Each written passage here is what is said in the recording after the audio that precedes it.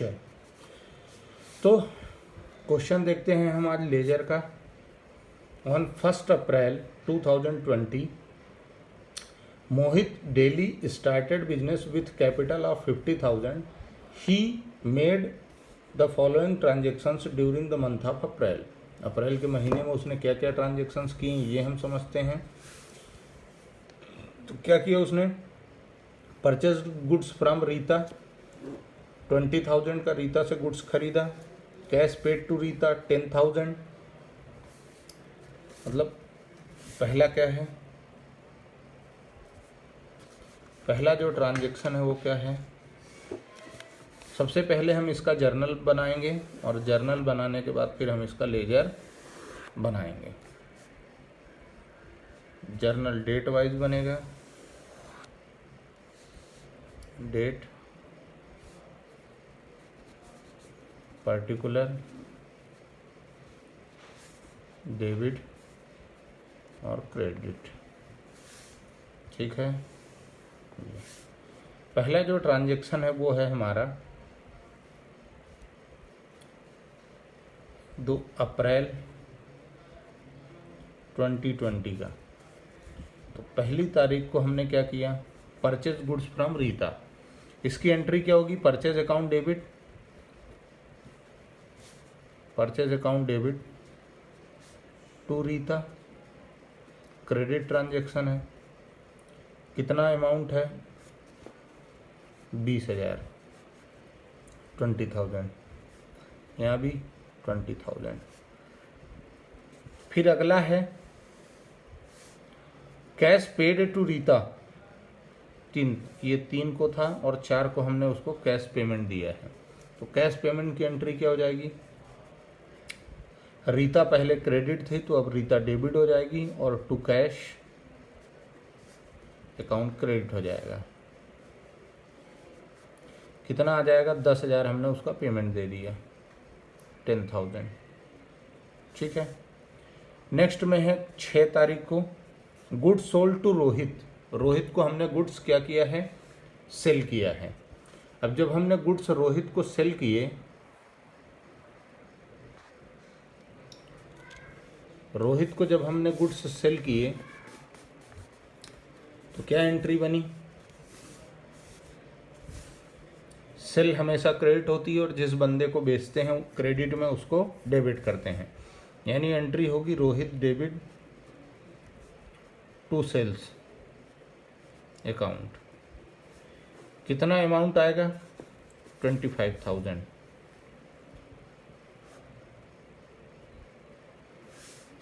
फिर नेक्स्ट है 8 तारीख को received cash from Rohit 20,000।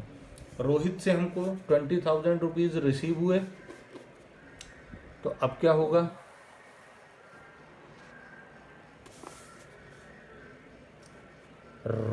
Cash account debit होगा, जो रोहित पहले डेबिट था वो अब क्रेडिट हो जाएगा टू रोहित।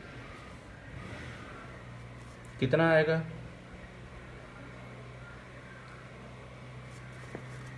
पेमेंट हमको मिला उससे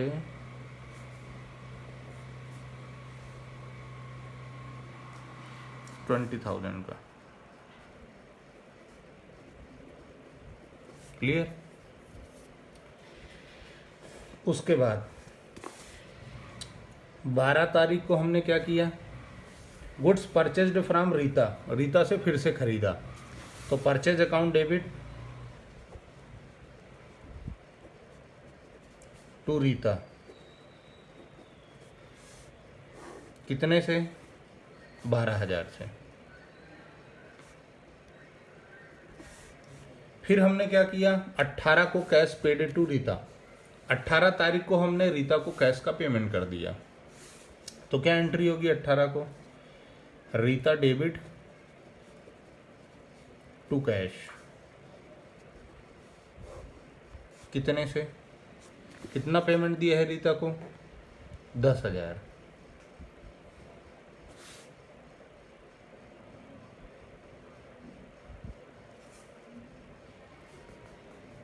कैश पेमेंट रीता का है 20,000 का, 20,000।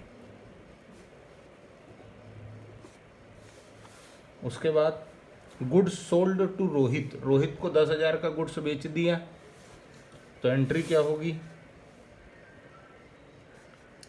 रोहित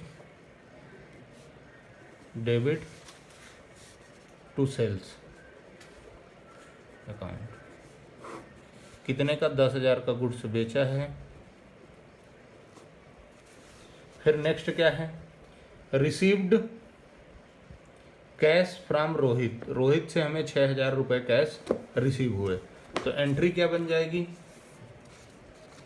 डेट क्या है 30 अप्रैल, cash account debit to Rohit.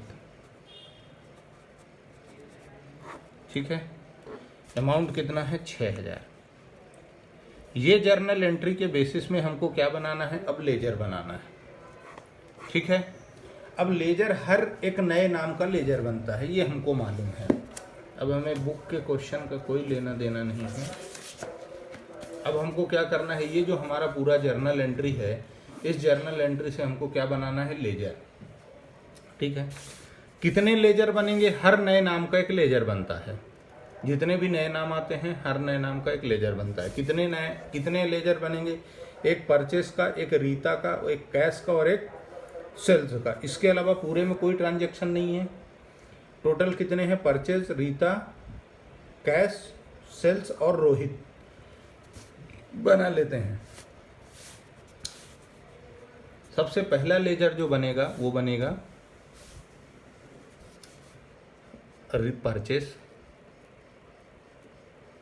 Purchase account.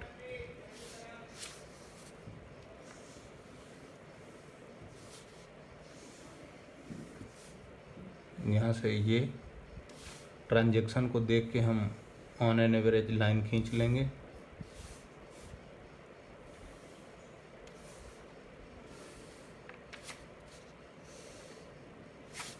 Date, particular, amount, date, particular और अमाउंट। ये साइड क्रेडिट की और ये साइड डेबिट की। अब पहले हम परचेस की सारी एंट्रियां इसमें लिख लेते हैं। तो मित्रों समझो, ये परचेज है, परचेज डेबिट में है, तो एंट्री भी किधर होगी, डेबिट साइड होगी। पर नाम किसका लिखेंगे, क्रेडिट का। यानी यहाँ पर 3 अप्रैल को, यह है अप्रैल 2020, वैसे यहाँ पूरा लिखना चाहिए पर अप्रैल 3। यहाँ पे क्या आ जाएगा, टू रीता। कितने अमाउंट का खरीदा है, 20,000 का। ठीक है, ये परचेस हमने रिकॉर्ड कर ली। उसके बाद अब परचेस कहाँ है, ये रही 12 तारीख को परचेज है। फिर से रीता से खरीदा, तो यहाँ 12 अप्रैल टू रीता। कितना खरीदा, 12,000 का। ठीक है, उसके बाद परचेज कहाँ है, उसके बाद परचेज नहीं है, सिर्फ 2 ही परचेज है।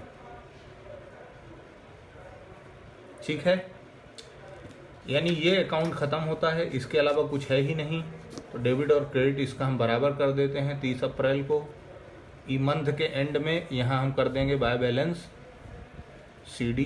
कितना, टोटल 32,000 है, और यहाँ भी आ जाएगा टोटल 32,000। ठीक है, ये इस तरीके से बैलेंस CD। हालांकि इसको आप बैलेंस CD की जगह लिख सकते हैं बाय ट्रेडिंग अकाउंट, पर अभी आपको ये नहीं मालूम कि ट्रेडिंग हम क्यों लिख रहे हैं, इसलिए मैं क्या लिख रहा हूँ, बैलेंस CD। ठीक है, बाकी लिखना ट्रेडिंग चाहिए, थोड़े दिनों बाद बताऊंगा कि ऐसा क्यों है। अब परचेज हो गया हमारा, अब हम बना लेते हैं रीता का, Rita account.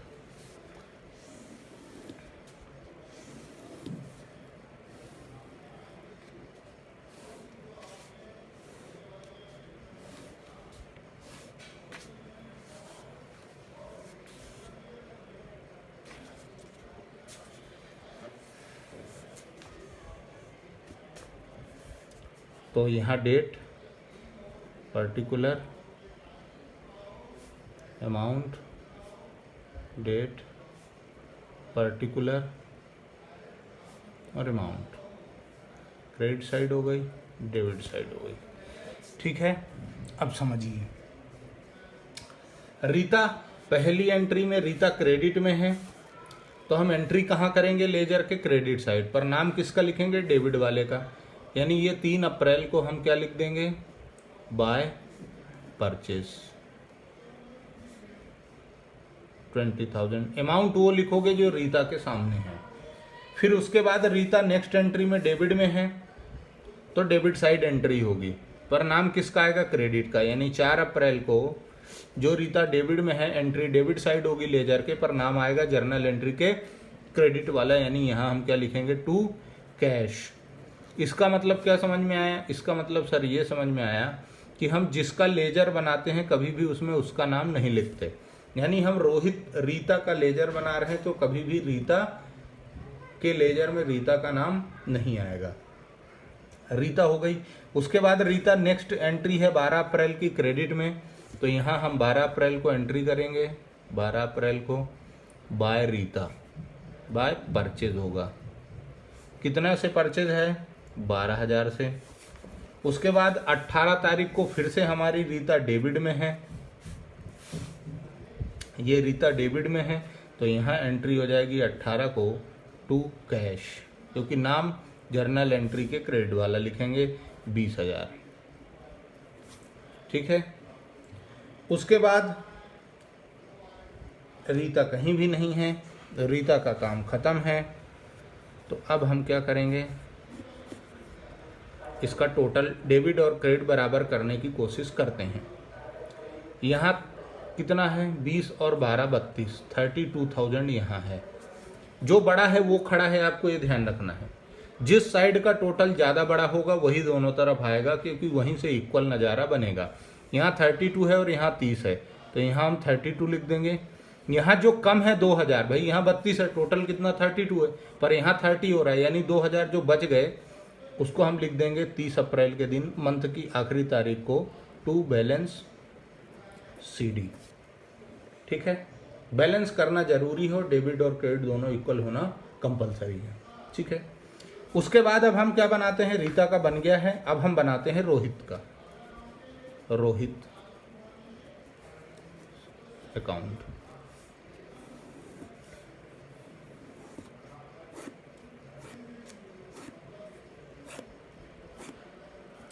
Date particular amount, date particular amount. ठीक है। नेक्स्ट चलते हैं, कहानी शुरू करते हैं रोहित से। तो 6 तारीख को, ये देखिए आप, 6 तारीख को रोहित डेबिट में है, तो एंट्री हम डेबिट साइड कर देंगे और क्या लिखेंगे? To sales. अमाउंट कितना? जितना वहाँ लिखा है, यानी 25,000। ठीक है। उसके बाद फिर रोहित 8 तारीख को क्रेडिट में है, तो हम एंट्री क्रेडिट साइड करेंगे 8 अप्रैल को बाय कैश। नाम डेबिट वाले का लिख देंगे 20,000। उसके बाद रोहित 25 तारीख को डेबिट में है, 25 तारीख को डेबिट में है, तो हम डेबिट साइड लिख देंगे टू सेल्स 10,000। उसके बाद 30 तारीख को रोहित क्रेडिट में है, तो हम क्रेडिट साइड लिख देंगे 30 अप्रैल को बाय कैश 6,000। अब देखो किधर बड़ा है, जो बड़ा है वही खड़ा है, ये फंडा याद रखना। इधर का टोटल 25 और 10 35, और इधर का है 26, यानी प्रिवेल कौन करेगा? जो बड़ा है, यानी 35।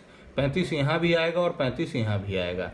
इसको 35 बनाने के लिए है ये 26,000 है, इसको 35 टोटल होना चाहिए। यानी जो बैलेंस है वो कितना है? 9,000। इस 9,000 को 30 अप्रैल के दिन हम लिख देंगे बाय बैलेंस CD लिख देंगे। ठीक है। आपके 3 लेजर कंप्लीट हो गए। अब जो लेजर बचता है वो बचता है सेल्स का और कैश का। इसके लिए मित्रों मुझे पेज पलटना है और मैं पलट भी लेता हूँ।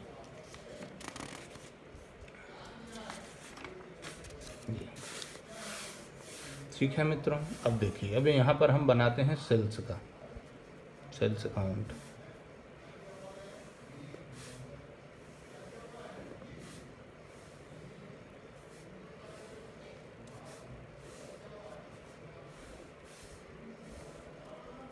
Date particular amount, date particular amount. Debit और क्रेडिट आपके हमेशा क्या होना चाहिए, इक्वल।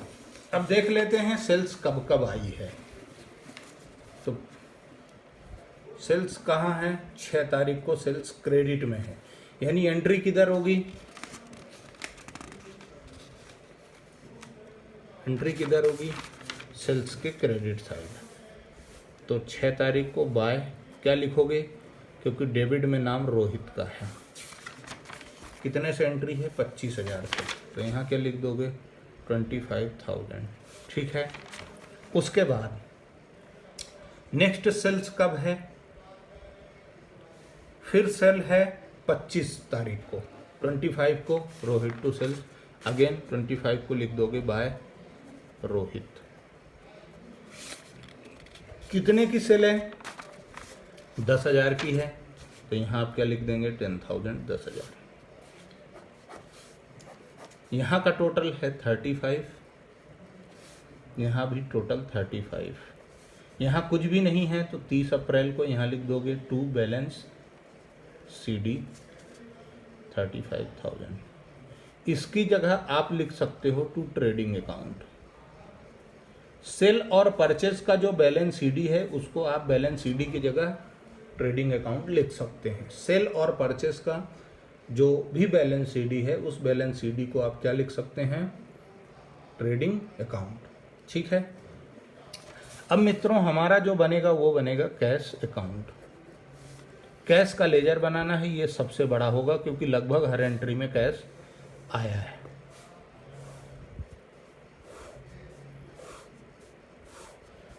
फंडा हमारा वही रहेगा,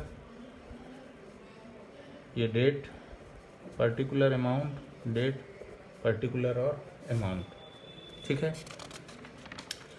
पहली एंट्री में कैश है, नहीं है। दूसरी एंट्री में कैश है क्रेडिट में, कैश क्रेडिट में है 4 तारीख को, तो हम एंट्री लेजर के क्रेडिट साइड ही करेंगे, पर नाम किसका लिख देंगे, डेबिट वाले आइटम का। डेबिट में कौन है, रीता, तो बाय रीता। कितना अमाउंट है, 10,000। ठीक है। उसके बाद नेक्स्ट है हमारा 8 तारीख को कैश, कैश डेबिट में है तो हम एंट्री डेबिट साइड कर देंगे टू रोहित। डेबिट में रोहित मतलब क्रेडिट में रोहित है और अमाउंट है 20,000, 20,000। उसके बाद कैश कहाँ है, 18 तारीख को क्रेडिट में, तो 18 को क्रेडिट साइड लिख देंगे बाय रीता, और जो अमाउंट है वो कितना है, 20,000, 20,000। फिर 30 तारीख को रोहित क्रेडिट कैश डेबिट में है तो 30 तारीख को हम डेबिट साइड एंट्री कर लेंगे टू रोहित, और अमाउंट लिख देंगे 6,000। अब फंडा याद रखना, जो बड़ा है वो खड़ा है। इधर का टोटल 26 और इधर का टोटल 30, तो जो बड़ा है वही खड़ा है, यानी टोटल कितना आएगा, 30,000, 30,000। इस 30,000 यहाँ 30 होना चाहिए, यहाँ तो है, यहाँ 30 करने के लिए यहाँ 4,000 का बैलेंस आ रहा है, इसको क्या लिखोगे, टू बैलेंस CD लिखोगे। डेट क्या आएगी, मंथ का एंड यानी 30 अप्रैल। ऐसे आपका लेजर कंप्लीट होता है। ठीक है। इसी के साथ ये कॉन्सेप्ट कंप्लीट, बाकी नेक्स्ट पार्ट में। Thank you.